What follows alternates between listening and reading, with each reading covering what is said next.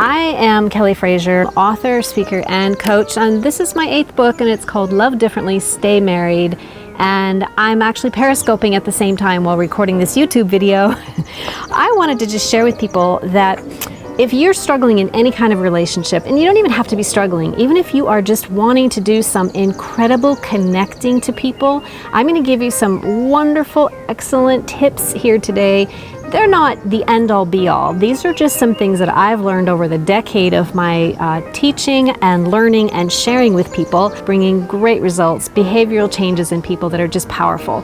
So I wanted to share some of them by asking the questions that actually come from my community of followers. The one that came through was, do you have any suggestions on what staying emotionally present when your loved ones are speaking looks like? Is it eye contact? Is it putting away the cell phone? Well, Emily, first of all, thank you for writing in your question. I really appreciate and value that. So, I think you kind of answered some of that yourself just by asking the question, but I do want to share a few more tips about emotionally connecting to somebody. And let me just explain what emotionally connecting is first. A lot of people will come at business or even things in pleasure, they'll come with a logical standpoint. And people are emotional creatures. People are not totally logical all the time. So there has to be some level or some degree of emotional connections. And that's one of the reasons why whenever I get into my studio and when I'm trying to record videos like I am today, that I try to explain what emotionally connecting is, because most people do not understand what it means. They think it's just about being emotional. That's not what it is at all. So to answer your question, Emily, what you do is you stand in close proximity, but not so close to somebody that you're invading their space. Get close enough to them so that it's a comfortable distance, but that you're still making them feel valued and appreciated. So the most important thing is to look eye to them.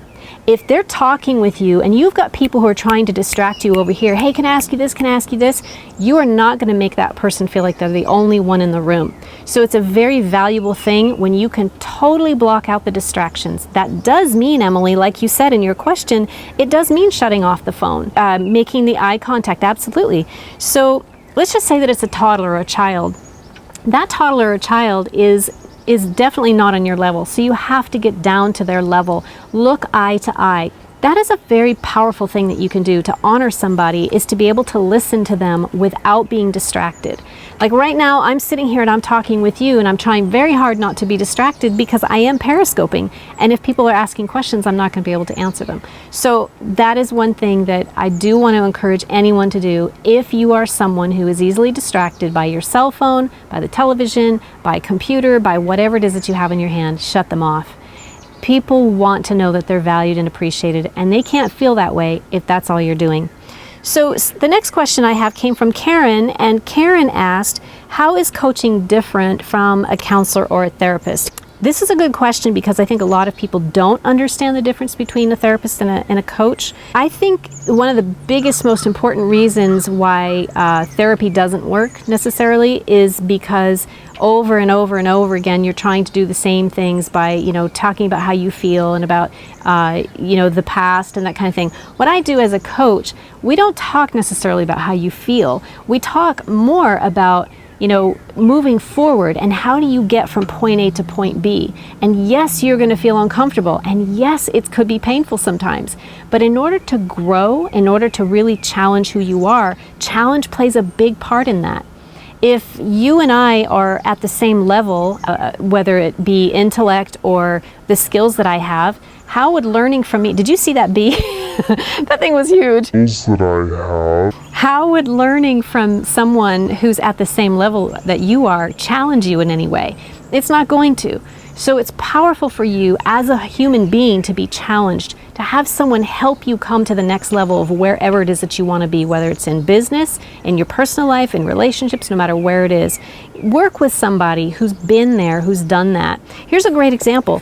If I've written books, and this being my 8th book, if I've only written 1 or 2 books and I'm trying to teach someone else how to write a book that's going to hit the New York Times bestseller, but yet I haven't done that, then that's not going to be very challenging to them because I'm probably not going to have great answers for them. The difference, again, my coaching focuses on the person's desired outcomes. And that's most important, because if you have a desired outcome, I want to be able to offer proven methods to the person who works with me. Every client that works with me gets those proven methods.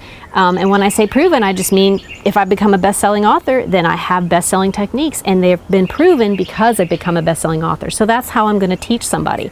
So whether I'm an author, a speaker, a coach, or work as an electrician or a telephone operator, whatever, I challenge people all the time to level up, to step up and be more personally responsible, and know that you can succeed, but not if you're going to step 10 miles back. We got to keep moving forward. And that's the difference between coaching and therapy, in my personal opinion. So Love Differently, Stay Married is on Amazon, Barnes & Noble, or in your local bookstore. And if you don't find it there, just go ahead and ask. Have an amazing, amazing day.